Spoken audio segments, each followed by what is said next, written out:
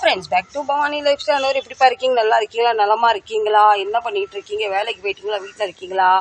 எப்போவுமே காலையிலேயே என் கணவர் கடையை திறந்துருவார்.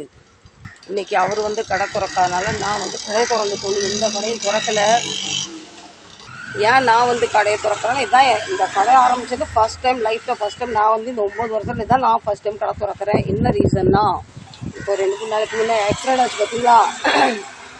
எனக்கு காலிலே இடுப்புலேயே அடி, அவருக்கு கையில் அடி. எங்கள் வண்டிக்கு 2-3 இடத்துல நல்லா வளைஞ்சி நெளிஞ்சு போச்சு. வண்டி கீழே விழுந்து பார்த்தீங்களா? வண்டி கீழே விழுந்த வேகத்தில் 2-3 இடத்துல நெளிஞ்சு போச்சு. அது புது வண்டி சர்வீஸ் பண்ணுறதுக்கு இப்போ வண்டி 2-3 நாளாக ஒழுங்காக ஓடவும் மாட்டுக்கு. சர்வீஸ் சென்டர் கொண்டு போய் ஃப்ரீயாக ஏதாவது நடக்க முடியுமா? துரு பிடிச்சி போச்சுக்கலாம் மாட்டுக்கு. அப்பா இவர் எப்படி பார்த்து வரப்பாரு? சர்வீஸ் சென்டர் போயிருக்காரு. வண்டிக்கு எவ்வளோ செலவு என்ன ஏது வரும் தெரியாது. அதான் அவர் சொன்னார், நான் சர்வீஸ் சென்டர் போகிறேன், என்ன சொல்கிறாங்க ஏது சொல்கிறாங்க பார்த்துட்டு வரும். காலையில் 8 மணிக்கெலாம் போயிட்டாரு. அதனால் நம்ம வலது கால் எடுத்து உள்ளே வரலாம்.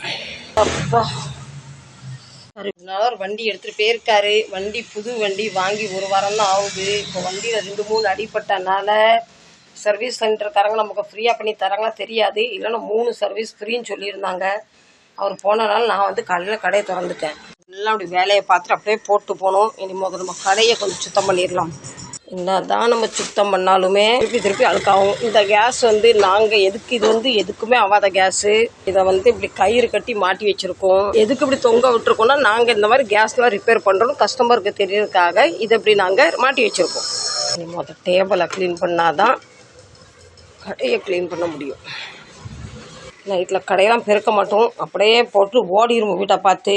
காலையில் தான் இவர் வேலை தான் எல்லாம் க்ளீன் பண்ணுறது. இன்றைக்கி நம்ம வேலையாக ஆயிப்போச்சு. இந்த தண்ணி மோட்டர் நேற்று ஒரு கஸ்டமர் ரொம்ப அவசரப்படுத்தினார். இந்தான் எனக்கு உசுறு போது உடனே தானு செஞ்சு வச்ச ஆளையே காணும் வருவார். இந்த பசங்களுக்கெல்லாம் சாக்கு வச்சு வைப்பேன்.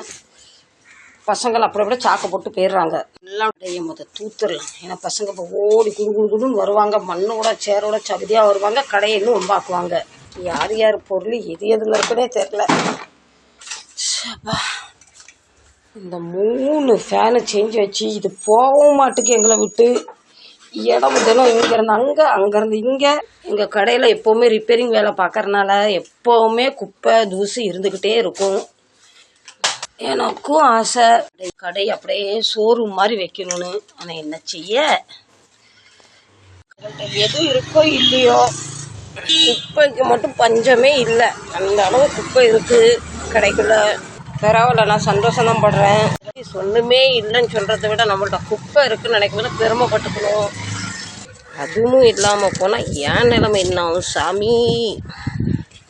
இந்த வாளியில் எதுக்கு தண்ணி வைக்கணும்? அப்பப்போ வேலையை பார்த்துட்டு கையை கழுவிப்போம். இங்கே உடஞ்ச போன சோப்பை வச்சுருவோம். இந்த தண்ணி எதுக்குன்னா பிள்ளைங்களுக்கு வந்தவுடனே தண்ணி தாகமாக இருப்பாங்க, தண்ணி குடிச்சிட்டு போயிடுவாங்க. இப்போ மலார்னு லைட்டையும் ஃபேனையும் போட்டு விட்டுருவோம். மகாலட்சுமி அப்போ தான் வருவா. இல்லை மகாலட்சுமி பவானியும் கடையை திறக்கல. பவானி லைஃப் ஸ்டைல் கடை திறக்க ஓடி போயிடக்கூடாது. இப்போ அப்படியே கொஞ்சம் வெளியும் தூத்து விட்டுரும். நம்ம கடையை மட்டும் சுத்தம் பண்ணால் போதாது. நாட்டு நடப்பு நல்லா இருந்தது நமக்கு நல்லது. சுற்றி மாதிரி ரொம்ப சின்னதாக இருக்குது. குனிஞ்சி இடுப்பே போச்சு. பெருக்கிறேன்னா படுத்து பெருக்கிறான்னு தெரியல, அந்த சின்னதாக இருக்குது வாக்குமாறு. எப்பா இடுப்பு புட்டுக்கிட்டு போயிட்டப்பா. எனக்கு ரொம்ப என்ன சொல்லட்டும், எனக்கு பெருக்கிறதுக்குள்ளே கிட்னி வாய்க்கு வந்துட்டு. நம்ம துப்புரவு பணி பெண்கள் வேலை பார்க்குறவங்க நிலமை என்ன ஆகும்னு சொல்லுங்கள்.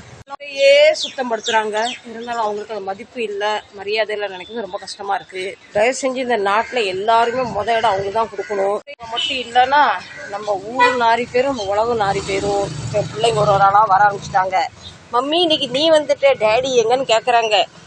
டேடி உடஞ்ச வண்டியை சரி பண்ண போயிருக்காருடா. மக்களே வாங்க, உள்ள வாங்க, நீங்களும் வாங்க. பிள்ளைங்க படுப்பாங்க, அவங்களுக்கு பெட்டை ரெடி பண்ணிடுவோம். தர ரொம்ப ஐஸாக இருக்குது. வா ஒருத்தி, மம்மியே வந்துட்டா, டேடியை காணும். டேடி வந்தால் தான் நான் வருவேன்னு. உங்கள் டேடி வருவார், வா. பிஸ்கெட்டை கொடுத்துருவோம், அப்போ தான் உள்ளே வருவாங்க. பார்த்தீங்களா இங்கே பார்த்தீங்களா சட்டைக்காரியை? 2 பேருக்கும் தனித்தனியாக தான் கொடுக்கணும். இல்லை சண்டை போட்டு இங்கே போடுற சட்டை கஸ்டமர்லாம் ஓடி தெரிச்சு போயிடுவாங்க. வீட்டில் தான் தலை வர்றதுக்கு யாருமே இல்லைங்க. அதனால் கடைக்கு நம்ம தலை வாங்கலாம். முடி வேறு 2 நாள் வாரலே அது வேற சிக்கு பிடிச்சி போச்சு. அதை இப்போ வரட்டுன்னு இழுத்தாதான் அந்த சிக்கெல்லாம் போகும். அம்மா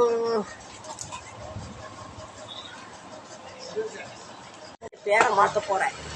வாலியில் சரி வேண்டாம், சிக்கல் சிந்தாமணின்னு மாற்ற போகிறேன். நல்லா இருக்குல்ல? அம்மா மாதிரிலாம் வந்து என்ன நீ கடையை திறந்துருக்க, பன்சி எங்கன்னு கேட்குறாங்க. நான் வந்து பொதுவாக நிறைய யாருக்கும் பேச மாட்டேன். என்ன வேலையை அதுன்னு பேசுவேன். இவர் அப்படி இல்லை. நீங்கள் சாப்பிட்டீங்களா, சோறு பொங்கலீங்களா, என்ன ஏது உங்கள் கொண்டாட்டி இப்படி இருக்காங்க, உங்கள் பிள்ளைங்க இப்படி இருக்காங்க, கேஸ் ரிப்பேர் பண்ணுறவங்கள்ட்ட அவங்க ஹிஸ்ட்ரியே நுழைஞ்சி எடுத்துருவார். நம்ம அப்படி இல்லை. நல்லா இருக்கீங்களா, நல்லா இருக்கும், சாப்பிட்டீங்களா. நம்ம ரொம்ப அவங்கள்ட்ட டீப்பாக பேசினா அவங்க நம்மள்கிட்ட டீப்பாக பேசுவோம். போட்டாச்சுங்க குதிரை வாழ இப்படி அடுத்து சாமியை கும்பிடுவோம். ஒரு குதிரை வாழை போட்டுட்டு என்ன ஆகுதுன்னா, இந்த கழுத்தை சுற்றி முடி வர்றதில்ல. முடிய வாழை ஆடிக்கிட்டு நடக்குது கிடக்கு. இதுதான் சாமி கும்பிட்றதுல கையை 2 நல்லா கழுவிக்கணும், பெருக்கணும். பார்த்தீங்களா, சாமிகிட்ட அசுத்தமாக போகக்கூடாதுல்ல. இவங்க இப்போ ஒரு பாக்கெட்டு பிஸ்கெட்டு 2 பாக்கெட்டு தின்னுட்டு வேற எதுவும் சரியாக இவ்வளோ தானே நிற்காங்க. இப்போ காலை டிஃபன் முடிஞ்சு போச்சு, மத்தியானம் சாப்பாடுக்காக வெயிட் பண்ணுங்க. இப்போ பெட்டில் போய் படுத்துக்கோங்க, போங்க. மூடிடுவோம் இல்லைன்னா கல்ல போய் உள்ளே வந்துடுவான். இன்னைக்கு நான் வந்து கடையை திறந்துருக்கேன். இன்னைக்கு வியாபாரம் அப்படியே கொட்டுன்னு கல்லா கட்டணும். சரிங்களா? சுவாமியெல்லாம் வெளியே அழைச்சிட்டு வந்துட்டேன். வர நம்ம சொல் பேச்சு கேட்க மாட்டேக்காரு.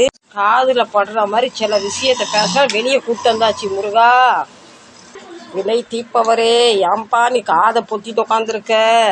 டெய்லி இந்த பூஜா ரூம் க்ளீன் பண்ண மாட்டேன். வாரத்தில் 2 நாள், சனிக்கிழமையும் செவ்வாய்க்கிழமையும். வெள்ளிக்கிழமை க்ளீன் பண்ண மாட்டேன். மகாலட்சுமி கையில் போட்டு ஓடிடுவா, நம்மளை விட்டு மகாலட்சுமி ஓடிடுவா. அதனால வெள்ளிக்கிழமை க்ளீன் பண்ண மாட்டேன். செவ்வாய்க்கிழமை முருகனுக்கும், சனிக்கிழமை பாலாஜிக்கும். ठेवून जाऊन तर घेऊन येतात, तर संध्याकाळी घेऊन या. आता ते नाही येत. आता तुम्ही ठेवून गेले तरी ते संध्याकाळी 6 वाजता येणार. आता काय बंद आहे काय? उद्या घेऊन या सकाळी. संध्याकाळी 6 वाजता नंतर या, नाहीतर उद्या सकाळी 10 वाजता या. ते मी बोलते. काय माहिती कोणाचा नंबर आहे, सांगता येईल? हा नंबर तुम्ही आमचा नंबर घेऊन जावा.